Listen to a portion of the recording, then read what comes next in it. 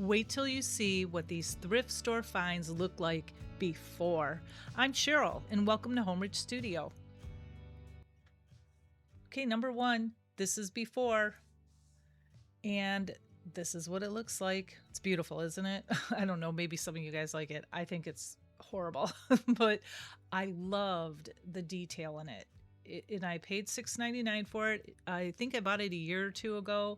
I knew I wanted to make over this piece. I wasn't sure how, so I just put it in my craft room until now. So yeah, it's got the same design on the front as the back, but this vase is just stunning. The handle is stunning. So took it outside and I gave it one coat of this Zinsser, I think that's how it's pronounced, Bullseye 123 primer. It's in the color bright white, and just one coat. And I did spray it on the inside there too a little bit. Isn't it beautiful already? I didn't even want to do anything more. Just paint it white. I love the white color here. Yeah, I'm pointing on the inside. The inside was pretty dirty, but I don't know what was in there. I don't know what they use this piece for. The people previously, I put some hot soapy water in there and I let it sit for a long time. And when I dumped it out in my sink, it was nasty.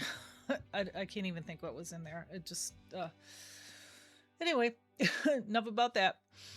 I took some of this folk art. Sheepskin is the color of the chalk paint. And I'm going to give this 2 coats. And I painted the whole thing, the handle and everything. And I did get that a little wet, and just so it would get into all the grooves where the flowers and the leaves and the vines are. And just if you do something like this, I don't know if you ever have or you want to, this brush is just from the Dollar Tree, the sponge brush, and after a while they kind of break down because they're cheap, and I had to be very careful that the plastic that was holding the sponge onto the wood handle didn't scrape this piece. So I don't know if there's another thing you can use, or if you want to use a chippy brush. I just did not want to scrape it because of the glaze and the glass and all that. Even though it's primed, it still scrapes off. Now I set that to dry. After I primed it, it did dry overnight. And then this dried, I think it may have dried overnight again too. And then I took my antique wax and I took a sponge, and I'm just kind of pushing it into all the little details in here. And I do that in the whole vase. And as a matter of fact, I did antique the entire vase, and then I wiped it off, hoping that some of the antique wax would sink into the grooves, but the grooves were kind of shallow. So I let it kind of go overnight, put it on my windowsill, had to kind of look at it, came back in, and it wasn't dark enough. So I did have to take a little tiny brush and kind of go around the edges of the flowers, and where the indentations were, I put darker wax in there. So as you can see, I'm doing the same thing to this side. I'm just putting a little light coat of the antique wax over the whole vessel, including the inside, and then wiping it off as much as I can.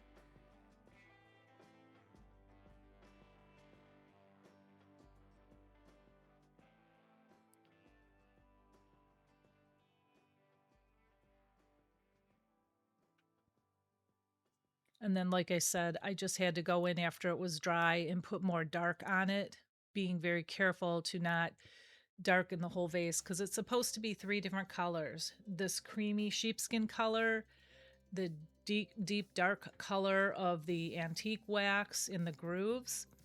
And then after I was done here, I didn't film it, I'm sorry, but I worked on it for quite a while, just putting some highlights on the tips, as you can see in this picture. And isn't this beautiful? That's a before and after. I just think it's stunning. And these are just all fall pics from the Dollar Tree. Anyway, today's video is part of a collaboration. It is called the Ugly Duckling Challenge, where you take something hideous like my vase and you turn it into beautiful decor. Anyway, I would like to thank our host, Corey from Desert DIY. And if you haven't and you're not familiar with her channel, go check it out. She definitely is one of my personal favorites.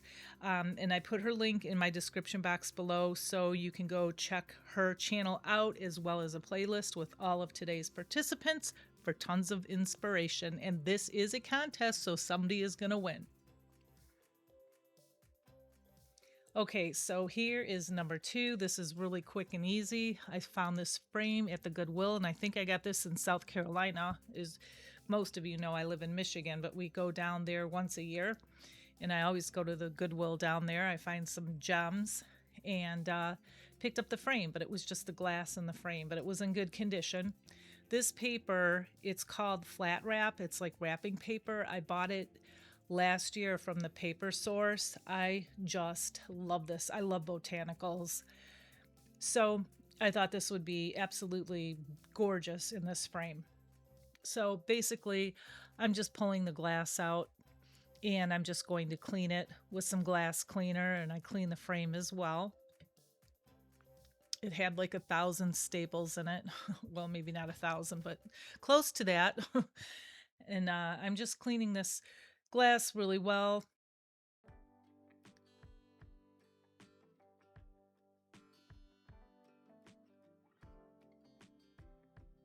And this frame was in perfect condition. There was just a little teeny nick on the bottom of the frame, so you can throw some gold paint on there. Nobody would ever know. So what I'm doing is I'm just trying to figure out what picture I want. This needs to be more fall or transitional fall inspired. And so that's what I'm doing. I'm just going around, and I'm a perfectionist, so this took me a while to figure out which one, but I picked it out and there it is. And I think it's just stunning.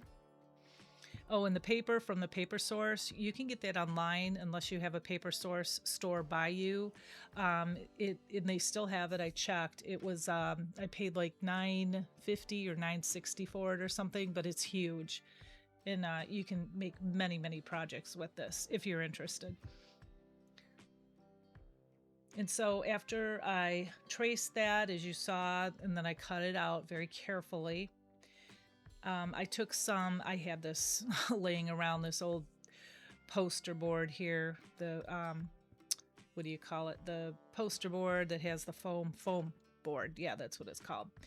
So I cut that out because this is going to be a backing for it, because this did not come with a back. And then I very carefully took a very, very sharp knife, and you don't want to cut it with scissors if you do something like this, because it will split and tear. So I cut it out very carefully, and then I took a very fine grit sandpaper, and I just cleaned off the edges a little bit. And I'm just making sure that it fits in there before I make it permanent, because it's going to fit in here pretty tight. So there's glass in there, and obviously we don't want that glass to fall out. And it fits, so I pop the glass in there again real quick.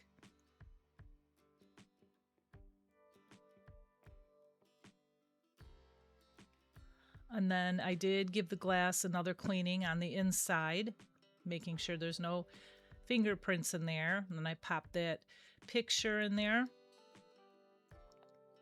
And then, yeah, this was just laying around, but I thought I would use it. And I'm putting that crease in the, or the wrinkle or whatever you want to call it, in the back there, because if I was afraid if I put it in the front, then it might wrinkle the paper. You might see a wrinkle. I don't know, but I just put it in the back. And that's how it turned out. Isn't this stunning? Like, I love botanicals, and I love, love, love this. Okay, number 3. This is just a hammered metal little teeny tin. And I bought this also from the Goodwill in South Carolina. It was 75 cents. So how can you pass it up? It was in great condition. And except it had some really old tape residue on it. I have this candle. It's gorgeous, from the Dollar Tree. Look at the detail on it. I picked one of those up. And I have some floral foam, I have some eucalyptus pieces, I have a flower, some acorn, and some Spanish moss.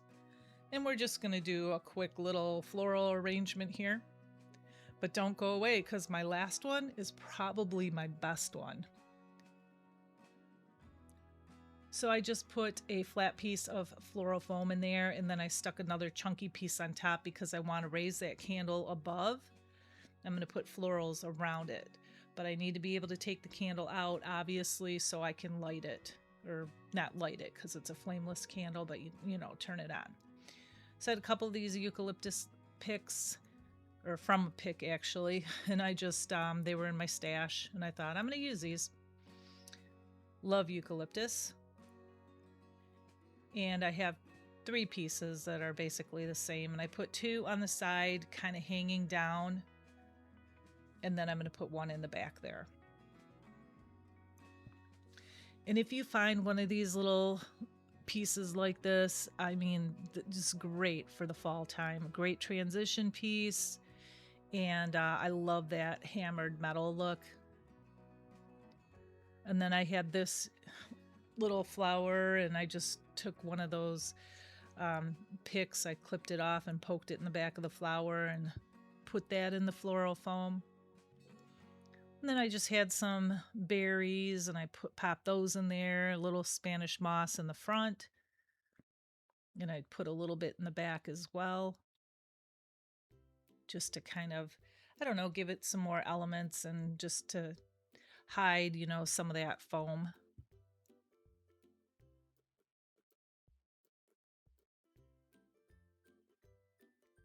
And I have some acorns. And I always try to put, like I said, I save my my picks that are all that I pull the flowers off of. I pull the leaves off. I save those because, see here, that acorn doesn't have anything that I can poke it into the foam with.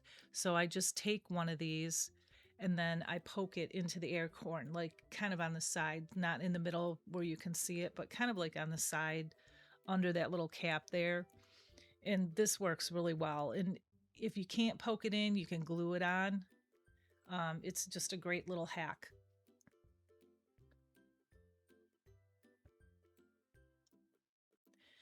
And quick and easy, and we're fall ready. This is great for a little pop of fall on a little teeny shelf.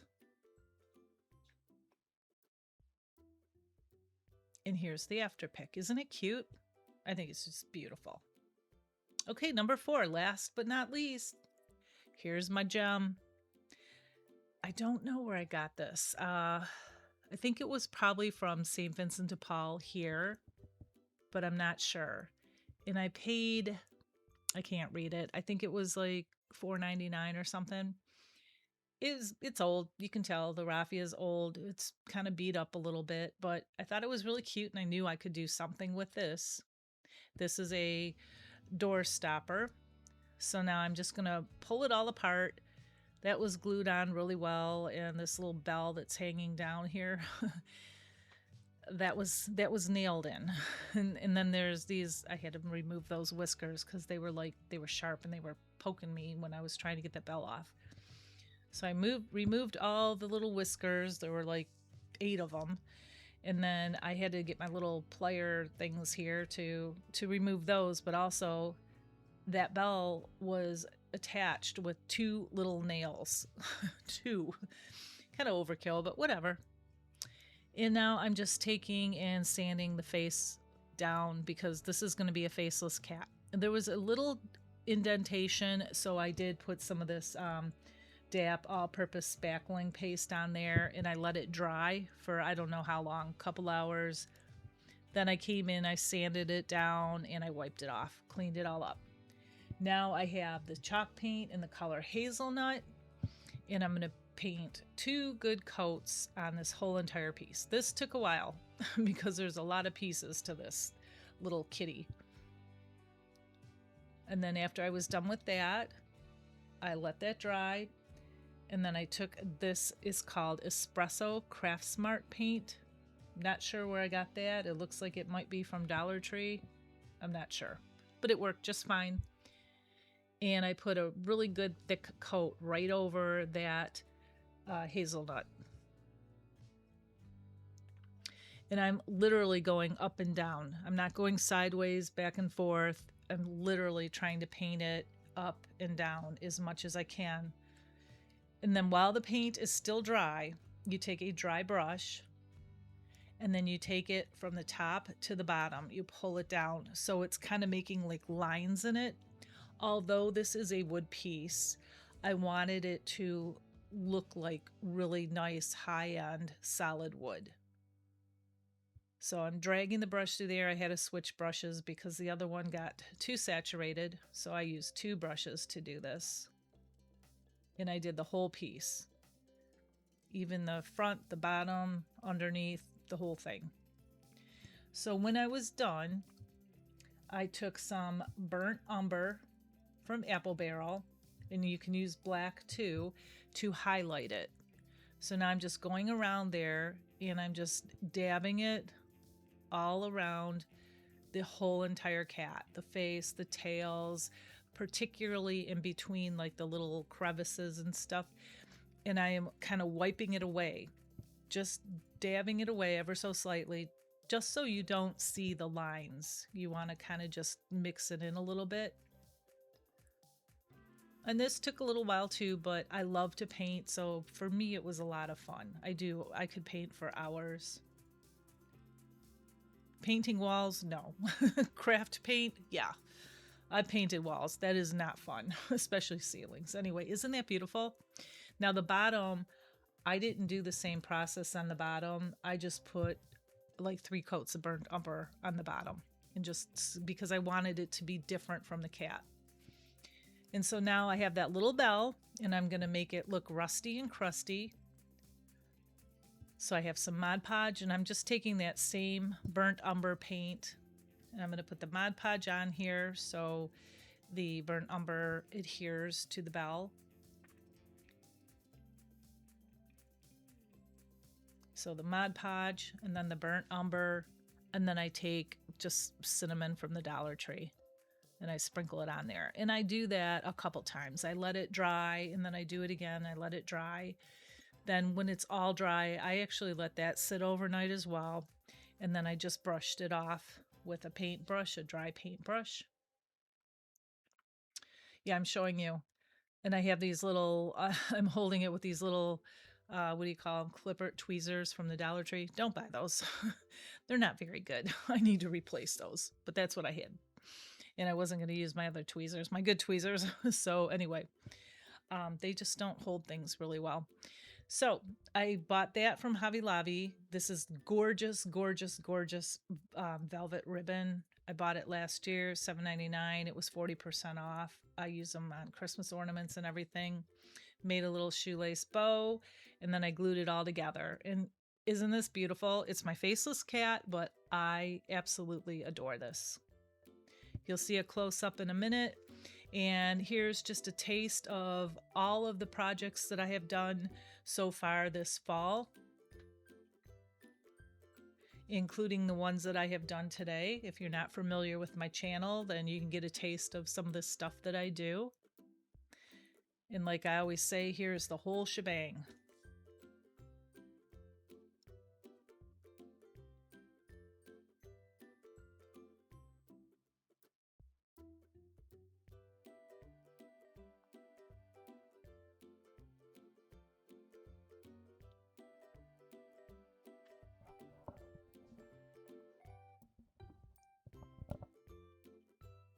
And I hope that I've inspired you. Remember to check out Corey's channel, Desert DIY, and the playlist for more inspiration. Also, I would love it if you would come join my Home Rich Studio family by subscribing. Hit that subscribe button and the bell notification.